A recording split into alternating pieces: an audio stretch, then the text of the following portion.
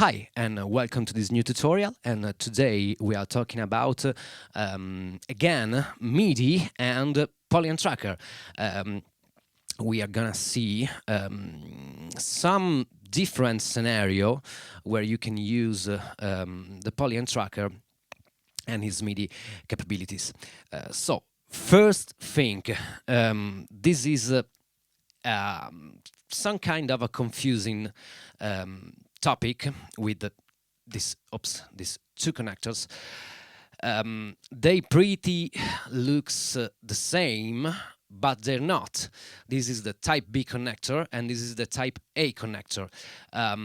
It's real confusing because they really looks the same.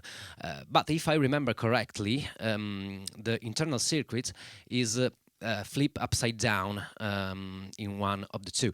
I don't remember which one. But you have to be aware because Polyend Tracker accepts only the type B connection. That is obviously the connector that is included with the Polyend Tracker. So pay attention to that. Okay, I have here my tracker and the baseline. This is a really lovely machine. And I have set on the config page MIDI. The clock is internal because we are going to use the tracker as a master clock. Clock out. Okay, MIDI out jack. It's connected here, MIDI out and MIDI in. The transport is internal, obviously. Transport out, MIDI, and okay. The baseline is on channel 15, so let's start placing. And as you can hear, some random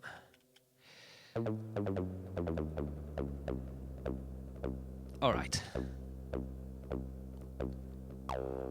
Now we have access to all the parameters,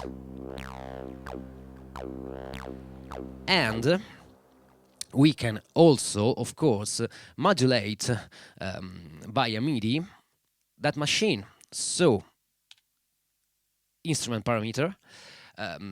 This screen will appear only if you are in a MIDI instrument. For instance, the cutoff frequency on the baseline is on the CC74.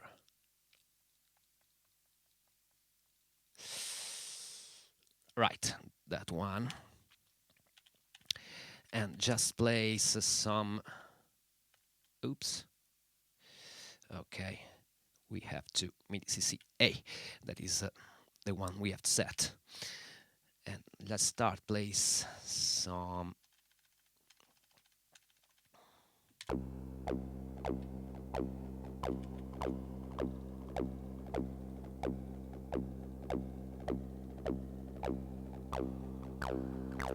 As you can hear, the filter is moving. You can use also, for instance, MIDI CC-B, and we can set 71 is the decay, the resonance. I don't remember if it's the decay of the resonance. 71. Okay, is the resonance. And let's start with low settings and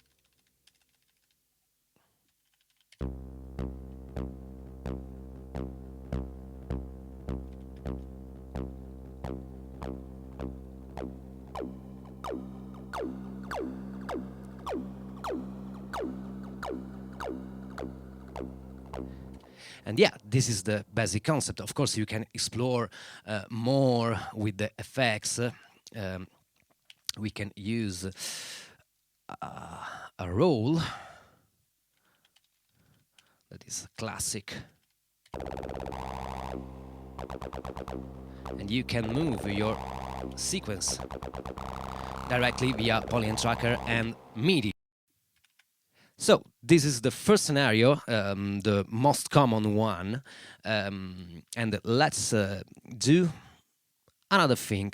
The second scenario you may want to use the Polyend Tracker is as a MIDI controlled polyphonic synth. So you have to use in conjunction with a controller. I'm using the Microfreak as a MIDI controller for the tracker, and this method or these scenarios is not so useful in a live situation, but is really useful in a studio situation when you are composing your tracks and maybe you are using different machines and you are not recording into the Polyend Tracker. So the tracker is a part of a big pictures, a much more big pictures. You have to, first of all, config MIDI, the clock and the transporting doesn't matter. What is matter is the channel, the not in channel, and the CC in channel. They are set both to 10. So you have to select and load a sample. Maybe we can load another one just for, oops. Yeah, okay. Connection side, the MIDI out goes to the MIDI in. So now we are controlling the tracker with the Microfreak.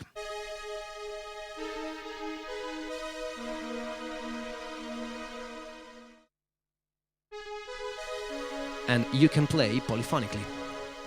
So, in order to run the page, shift and instrument parameters, and you enter in the synth mode, where, as you can see, you can play polyphonically your sample, maybe switching sample.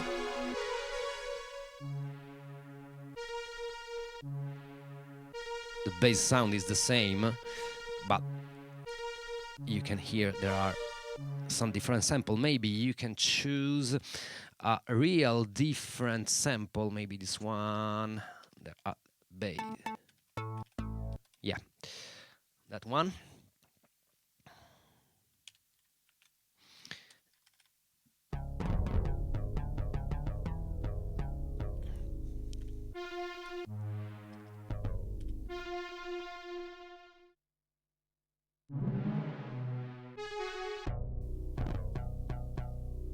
Yeah, but not only you can input note and play note with this sample, you can also use the MIDI CC.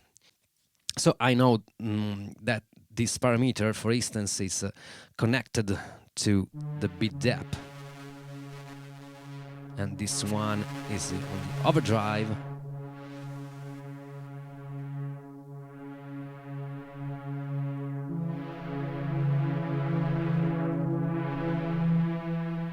And maybe we can shift the panning, controlling the LFO.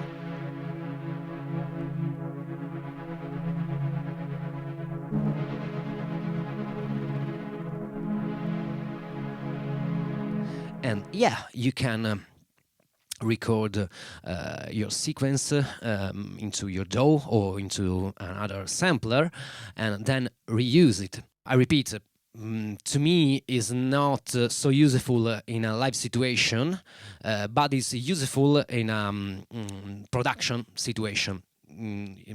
You have your favorite samples, so maybe you have done your sound and your instruments inside the Polyend Tracker.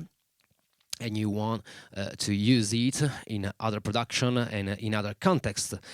So you can with this method. Okay, the last scenario I want to show you is the one I use the most, and is a kind of a little bit complicated scenario. So here we have my OCTA track, that is my main machine, and onto the Polyend Tracker there is a track. Everything is sorry, we may start at the beginning. There is a track I wrote and record. You can find this track on my free download album on Gumroad. It's the first one. It's called Noises, and it's kind of a drum and bass kind of stuff. The track is written into the tracker only. MIDI side, the OCTA tracker is the master clock. So MIDI out into the MIDI in of the tracker. So the tracker is labeled. And onto the configuration page, MIDI, the transport must be set on MIDI in jack, and the clock in must be set on MIDI in jack 2. These are crucial to make it works.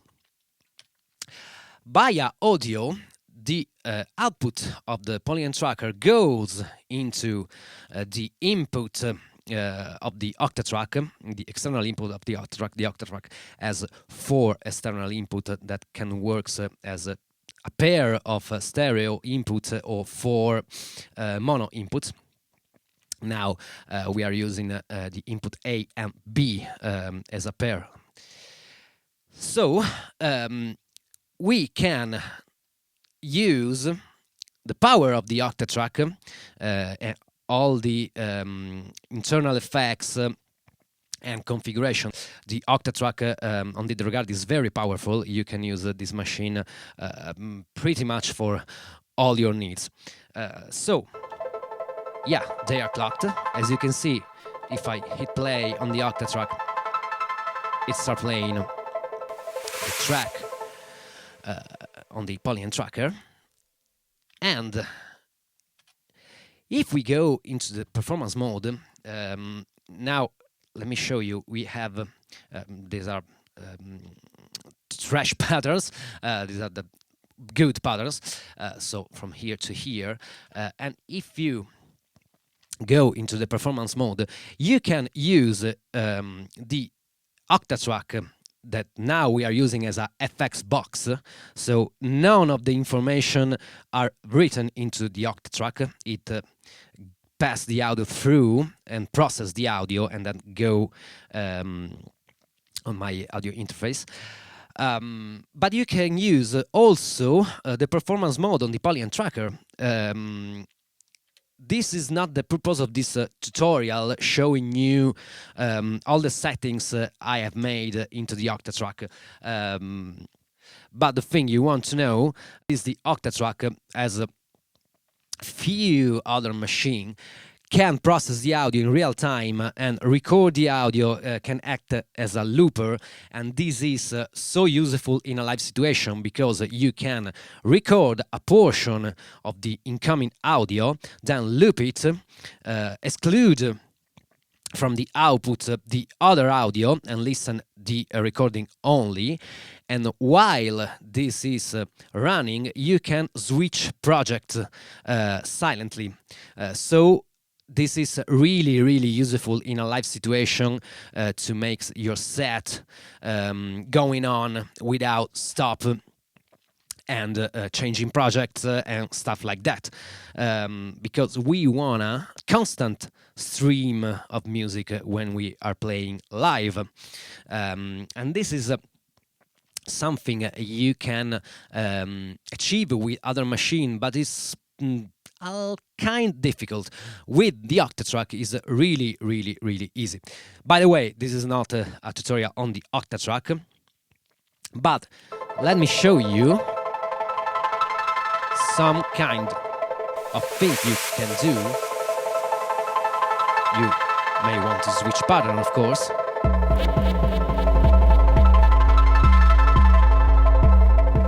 For instance, here I have set on this scene, the scenes are preset of effects and configuration.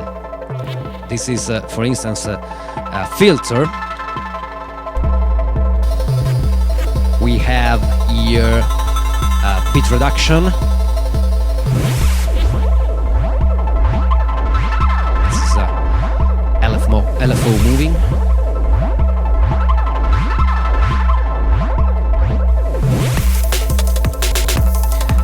And you can do a lot of things with that.